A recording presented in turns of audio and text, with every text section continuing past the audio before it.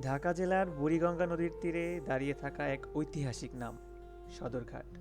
এটি শুধু একটি ঘাট নয়, এটা হাজারো মানুষের জীবিকার কেন্দ্র। সূর্যের আলো যখন বুড়িগঙ্গার জলের প্রথম রং ছড়ায়, সদরঘাট তখন নীরবে চোখ মেলে নতুন দিনের দিকে। শত শত বছর ধরে এই জলপথ আমাদের ব্যবসা বাণিজ্য ও ইতিহাসের সাক্ষী। ঢেউয়ের টানে ঠিক যেমন চলে সময়, তেমনই বদলায় মানুষের মুখ, গন্তব্য আর গল্প। এখানেই লাখো মানুষ রোজ ভিড় করে জীবিকার সন্ধানে। কেউ ফেরে ঘরে, কারো আবার দিনের যুদ্ধ শুরু। এই কোলাহলের ভিতরে নদীর স্রোতের নিচে লুকিয়ে থাকে কিছু নীরব গল্প।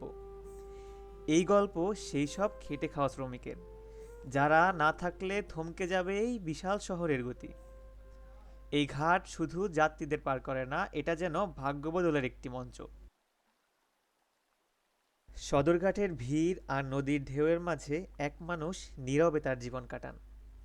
যে জীবন বাঁধা নদীর স্রোতের সাথে, যিনি প্রতিদিন নদীর উপর ভর করে বাঁচেন এবং বৈঠার টানে নদী পার করান শত শত মানুষকে।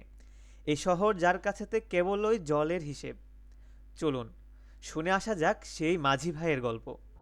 ভয়ঙ্কর আকারণে যখন আপনার বর্ষাকাল আসে তখন আপনার ভয়ঙ্কর আকারণে স্রোত হয়। আর এখন মনে করেন জোয়ার পাতা হালকা পাতলা হয় আর কি। আর সিরিয়াল আছে, যখন পানি নামাইলাম, পানি নামে আমি লইতে পারবো না, আমি মনে করেন সিরিয়াল আছে, সিরিয়ালের শেষ মাথায় আমি যাবো। এই নদীতে তো আমি এমনি এমনি আসি নাই, আমি একটা দোকানদারি করতাম, মুদি দোকানদারি। আমি যেমন মেসালাকে বাকি দিতাম মাসকে বাড়ি, 5 তারিখে 6 তারিখে 1 মাস বেতন করে, 5-6 তারিখে বেতন দিত। ভাঙ্গার পরে যারা যারা খাইছে সব চলে গেছে। কারণ এখানে জাগতের টাকা আমাকে জমা দিয়েছে, তা আমি তো যাই নাই, ওই টাকাগুলো আমার দিতে হয়েছে, আর আমার যে চালান পুঁজি আছে সব শেষ হয়ে গেছে। তিনি জীবনের স্রোত বোঝেন। এখানে সময় ঘড়ির কাঁটায় চলে না, সময় চলে বস্তার ভারে, কপালের ঘামে, পায়ের ছন্দে।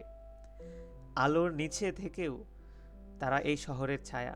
চলুন কথা বলি সেই সব মানুষদের সাথে যারা এই শহরের গতিকে পিঠে বয়ে নিয়ে চলেছেন। যে হিসাবে আমরা কাজটা করি ওই হিসাবে আমরা এটা পাই না, ন্যায্যটা পাই না। চলে মানে খুব কষ্ট, কষ্ট মানে এটা চলার কি না। আর এই যে অনেক কাম করে সকাল 6টায় আইসি, অনেক দাম হইলো রাত্রে 9টা 10টা বাইক, পাবো কত 700-800 টাকা এই বিনিময়। আই গেলে 700, ইউপি 800 পাইতে, নাহলে আর কমও পাইতে 500। মাঝে মাঝে ডাকাতের খপ্পরও করতাম। ওই অবস্থায় কি করবো, যা থাকে দিয়া যাই, আর ওই লগে 5 তারিখে যাই গা। আমি ঘরে এটার ভিতরে টাকা চাতে করি আবার যাই, এই তো।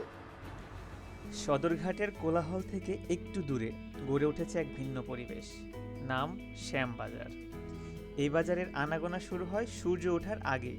কাঁচা সবজির গন্ধ, মানুষের ডাক আর জীবনের ছোট্ট ছোট্ট লড়াইয়ে ভরা এক ব্যস্ত সকাল। ক্রেতা আর ব্যবসায়ীর আড্ডা, হাসি মজা, দর কষাকষি সব মিলে এখানে গড়ে ওঠে জীবনের সহজ অথচ নিখুঁত একটি ছন্দ। সদরঘাটে শুধু নদীর স্রোতই নয়, বয়ে চলে এ শহরের প্রতিদিনের জীবন। শ্রমিকের পরিশ্রমে গড়ে ওঠে এই ঘাটের আসল চিত্র। আমার সকাল 10টা থেকে আমরা মূলত রাত 11টা 10টা এই পর্যন্ত দোকানদারি করি। আর আমাদের আগে যারা করে পাইকারি, তাদের থেকে আমরা মালটা নিয়ে মূলত বিক্রি করি, কেজিতে 2-3 টাকা লাভ করি। ইনশাল্লাহ কাস্টমার লক্ষ্মী, কাস্টমার থেকে 2টা পয়সা নিতে হলে আমাকে বুঝিয়ে নিতে হবে, ঝগড়ার কিছু নাই। আমি আমার রেট বলি, যদি ভালো লাগে নেবে নেয়, নয়তো বা না। সদরঘাটের ভূমিকা অনেক বেশি।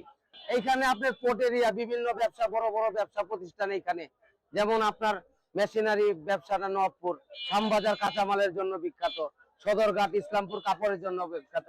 যার জন্য এখানে পোর্ট হওয়াতে আমাদের অনেক সুবিধা, আমরা আছি এবং ভালো আছি। মানুষ বদলায়, সময় বদলায়, কিন্তু সদরঘাট একইভাবে শহরের চলাচল ধরে রাখে। শেষ পর্যন্ত সদরঘাট শুধু পারাপারের জায়গা নয়, এটা শহরের এক গুরুত্বপূর্ণ স্পন্দন।